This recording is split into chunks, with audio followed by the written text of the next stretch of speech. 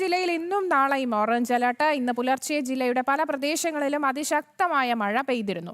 വരും മണിക്കൂറുകളിൽ ജില്ലയിൽ മഴ ശക്തി പ്രാപിക്കാൻ സാധ്യതയുണ്ട്. ജില്ലയിൽ ജലവിനോദങ്ങൾ, ട്രക്കിംഗ്, സാഹസിക വിനോദങ്ങൾ എന്നിവ നിരോധിച്ചു. ഉത്തരവ് ലംഘിക്കുന്ന സ്ഥാപനങ്ങൾക്കെതിരെ നടപടി ഉണ്ടാകുമെന്നും അധികൃതർ മുന്നറിയിപ്പ് നൽകി.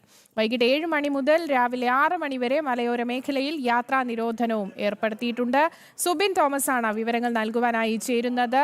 സുബിൻ, എന്തായാലും ജില്ലയിൽ ജാഗ്രതാ നിർദ്ദേശം തുടരുന്ന ഒരു സാഹചര്യം തന്നെയാണ്. ഇന്ന് എങ്ങനെയാണ് മഴ ഇതുവരെ പെയ്തിട്ടുണ്ടോ? എന്താണ് ജില്ലയിലെ പൊതുവായ ഒരു സ്ഥിതി?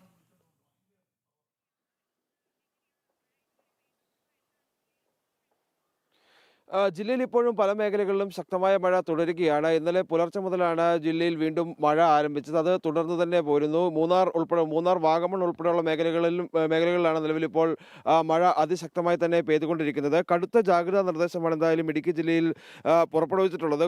പ്രധാനമായും മണ്ണിടിച്ചിൽ, ഉരുൾപൊട്ടൽ സാധ്യതയാണ് ജില്ലയിൽ കൂടുതലായി ഉള്ളത്. താഴ്ന്ന പ്രദേശങ്ങളിൽ വെള്ളം കയറാനുള്ള സാധ്യതയുമുണ്ട്. ഇതെല്ലാം മുൻനിർത്തിയാണ് നിലവിൽ സുരക്ഷാ ക്രമീകരണങ്ങൾ ഒരുക്കിയിട്ടുള്ളത്. നിലവിൽ 13 ദുരിതാശ്വാസ ക്യാമ്പുകളാണ് ജില്ലയിലുള്ളത്. ഏകദേശം 200ഓളം ആളുകൾ ദുരിതാശ്വാസ ക്യാമ്പുകളിൽ കഴിയുന്നുണ്ട്. ഈ മഴ തുടർച്ചയായി പെയ്യുന്നു എന്നുള്ളതുകൊണ്ട് തന്നെ കൂടുതൽ ദുരിതാശ്വാസ ക്യാമ്പുകൾ തുറക്കാനുള്ള ഒരു സാധ്യതയുണ്ട്. പ്രധാനമായും മൂന്നാർ ഉൾപ്പെടെയുള്ള മേഖലകളിലാണ് ഈ ദുരിതാശ്വാസ ക്യാമ്പുകൾ കൂടുതലായി തുറക്കാനുള്ള ഒരു നീക്കം നടക്കുന്നത്. പ്രധാനമായും പെട്ടിമുടി ഉൾപ്പെടെയുള്ള മുമ്പ് വലിയ ദുരന്തമുണ്ടായ പെട്ടിമുടി ഉൾപ്പെടെയുള്ള സ്ഥലങ്ങളിൽ ഇപ്പോഴും മണ്ണിടിച്ചിൽ, ഉരുൾപൊട്ടൽ സാധ്യതകൾ നിലനിൽക്കുന്നു എന്നാണ് നമുക്ക് മനസ്സിലാക്കാൻ സാധിക്കുന്നത്. അത്തരത്തിൽ ഏതെങ്കിലും അടിയന്തര സാഹചര്യം ഉണ്ടായാൽ ആളുകളെ മാറ്റിപ്പാർപ്പിക്കാനുള്ള ക്രമീകരണങ്ങൾ ഒരുക്കും. നിലവിൽ ഞാനിപ്പോൾ ഉള്ളത് ഇരട്ടയാർ ഡാമിലാണ്. ഈ ഇരട്ടയാർ ഡാമിനെ സംബന്ധിച്ച് നിലവിൽ ഈ റെഡ് അലർട്ട് പ്രഖ്യാപിച്ചിരിക്കുകയാണ്. ഇരട്ടയാർ ഡാമിൽ കൂടുതൽ മഴ പെയ്യുമ്പോൾ വെള്ളം ഒഴുകിയെത്താനുള്ള സാധ്യതയുണ്ട്. അതോടൊപ്പം തന്നെ ഇതിൻ്റെ തീരപ്രദേശങ്ങളിലും കൈവഴികളിലും താമസിക്കുന്ന ആളുകൾക്ക് ജാഗ്രതാ നിർദ്ദേശം പുറപ്പെടുവിച്ചിട്ടുണ്ട്. നിലവിൽ കല്ലാർകുട്ടി ഡാമും അതോടൊപ്പം തന്നെ മലങ്കര ഡാമുമാണ് തുറന്നിട്ടുള്ളത്. മലങ്കര ഡാമിൻ്റെ ഷട്ടറുകൾ 5 എണ്ണമാണ് തുറന്നിരുന്നതെങ്കിൽ നിലവിൽ ഒരു ഷട്ടർ മാത്രമാണ് തുറന്ന് വെള്ളം പുറത്തേക്ക് ഒഴുക്കുന്നത്. മറ്റ് ഷട്ടറുകൾ അടച്ചിട്ടുണ്ട് എന്നുള്ളതാണ് നമുക്ക് അറിയാൻ സാധിക്കുന്നത്.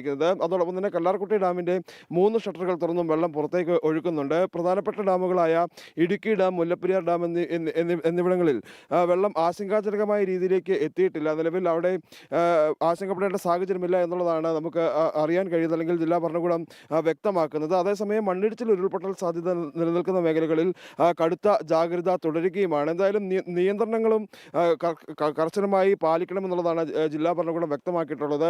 പ്രധാനമായും സാഹസിക വിനോദസഞ്ചാര കേന്ദ്രങ്ങൾ പൂർണ്ണമായും അടച്ചിടാനാണ് നിർദ്ദേശിച്ചിരിക്കുന്നത്. അതോടൊപ്പം തന്നെ രാത്രികാല യാത്രയ്ക്കുള്ള നിരോധനവും ഏർപ്പെടുത്തിയിട്ടുണ്ട്. കൂടുതലായും കഴിഞ്ഞ ദിവസങ്ങളിൽ ശക്തമായ മഴയെ തുടർന്ന് ഇടുക്കി ജില്ലയിലെ വിനോദസഞ്ചാര മേഖലയ്ക്കും അല്ലെങ്കിൽ വിനോദസഞ്ചാരികൾക്കും കർശന നിരോധനം അല്ലെങ്കിൽ നിയന്ത്രണം ഏർപ്പെടുത്തിയിരുന്നു. ആ നിയന്ത്രണം വരും ദിവസങ്ങളിലും തുടരണം എന്ന് തന്നെയാണ് നിലവിൽ ജില്ലാ ഭരണകൂടം അറിയിച്ചിട്ടുള്ളത്.